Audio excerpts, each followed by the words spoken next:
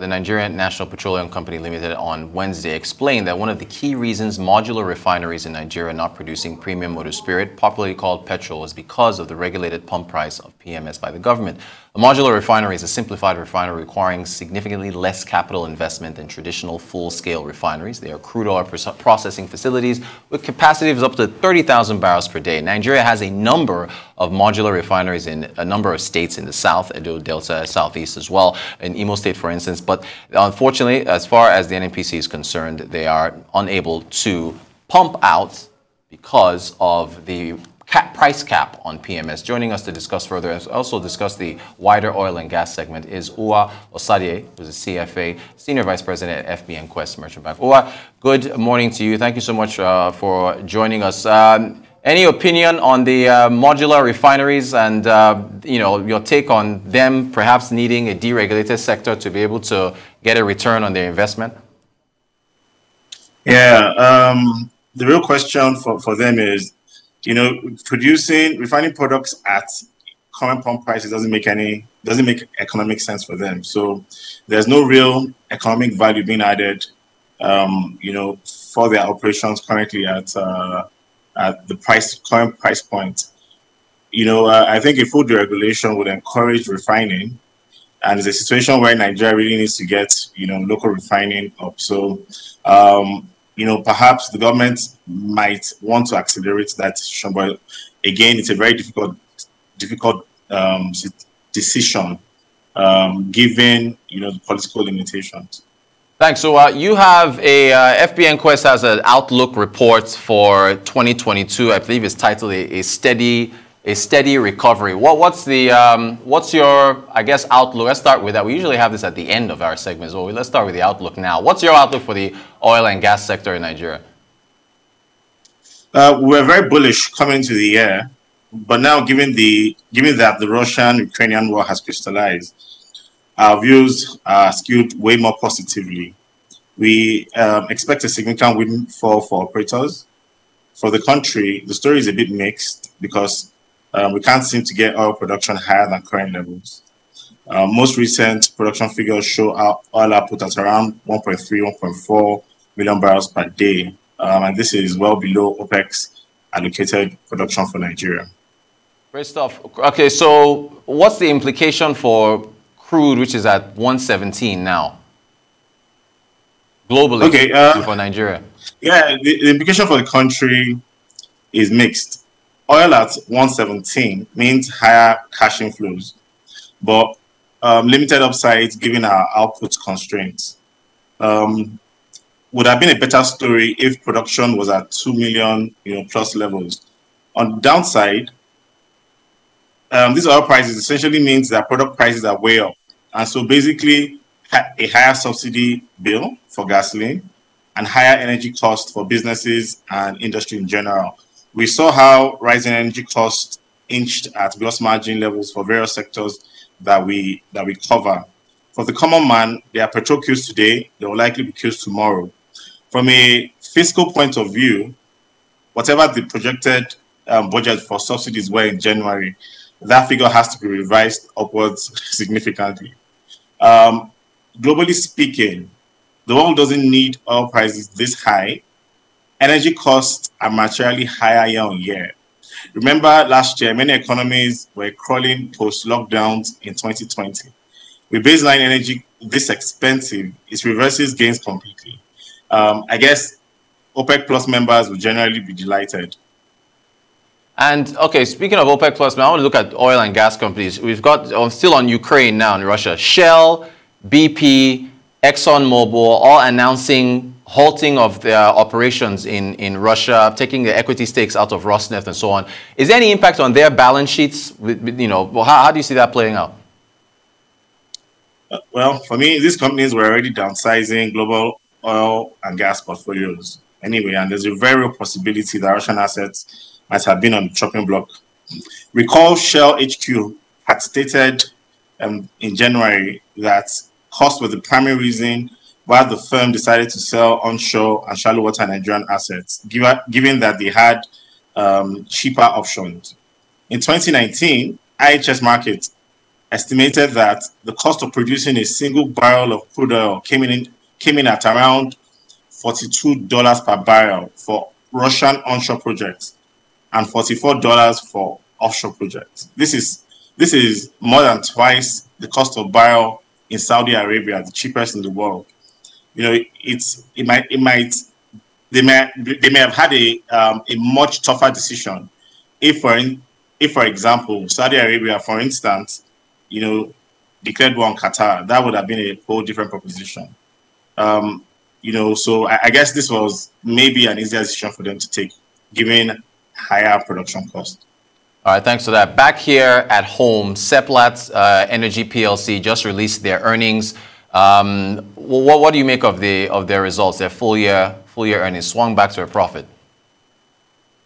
Results were strong with earnings of $118 million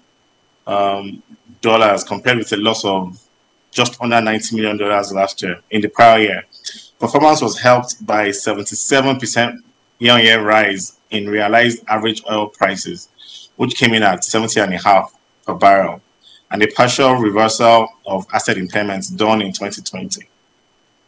However, the results could have been a lot better, you know, with less interruptions in output in forecasts and so on and so forth.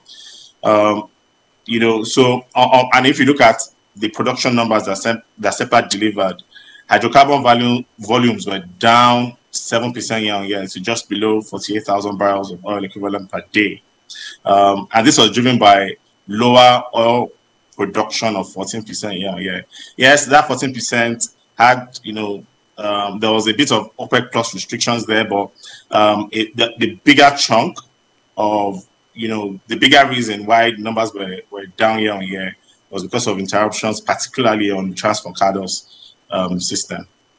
In fact, speaking of which, tell us about the transfer CADOS, because their pipeline strategy. In their full year results, they did say that they would be, I guess, output would be moving to a new pipeline. Can you shed some light on that pipeline strategy? I guess de-risking from CADOS.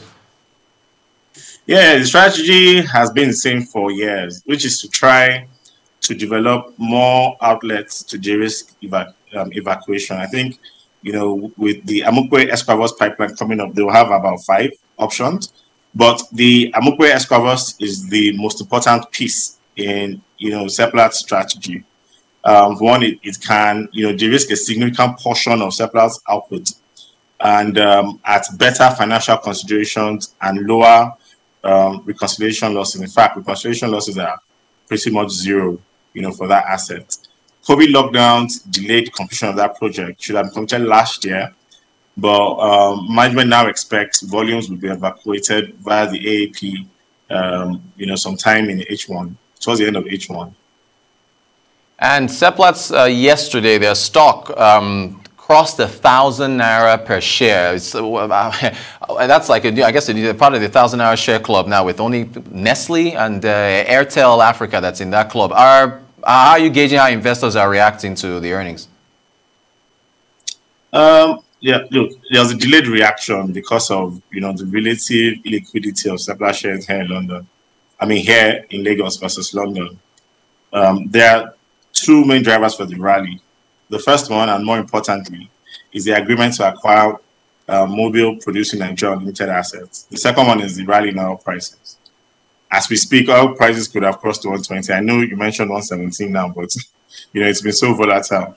For us here, you know, we are delighted our clients are in the money.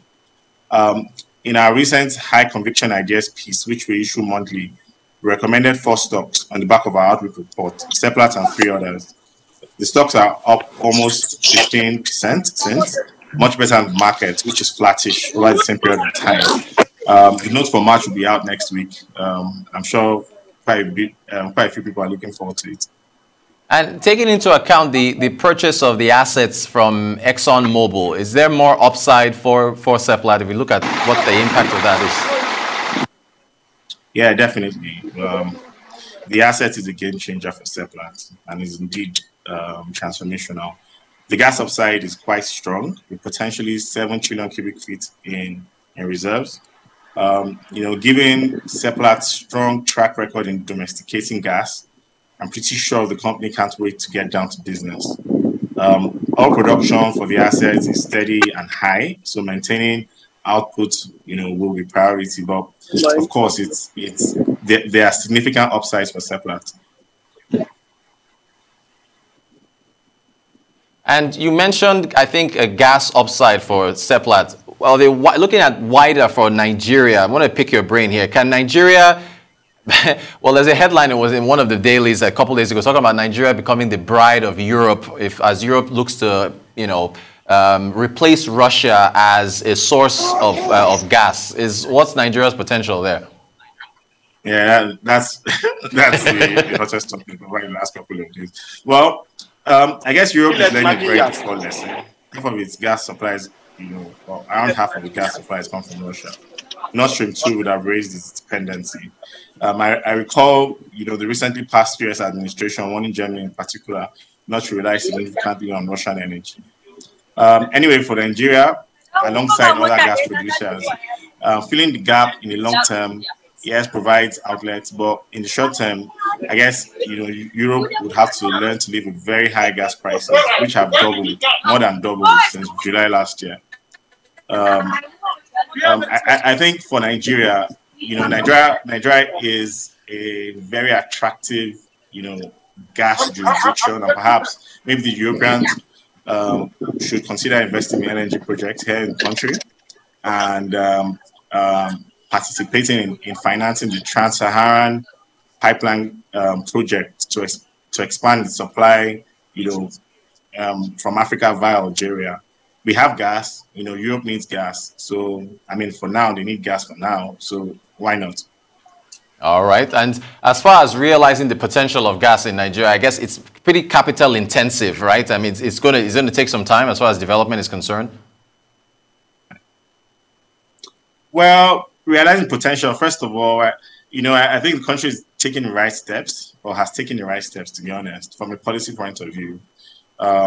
Alongside everything that has been done in prior administrations, we now have the Nigerian Gas Transportation Network Code launched in 2020, the Gas Flare Commercialization Program, sorting out fiscal terms for gas in PIA, establishing the Midstream Gas Infrastructure Fund, and so on. So from a policy point of view, the country has laid proper tracks out, and I think it's much more easier in today's environment to attract, the necessary required investment to fulfill that gas potential. Excellent stuff. Wow, Sadi, CFA, Senior Vice President, FBN Quest Merchant Bank. Thank you so much for joining us to talk about all things oil and gas. Really appreciate your time.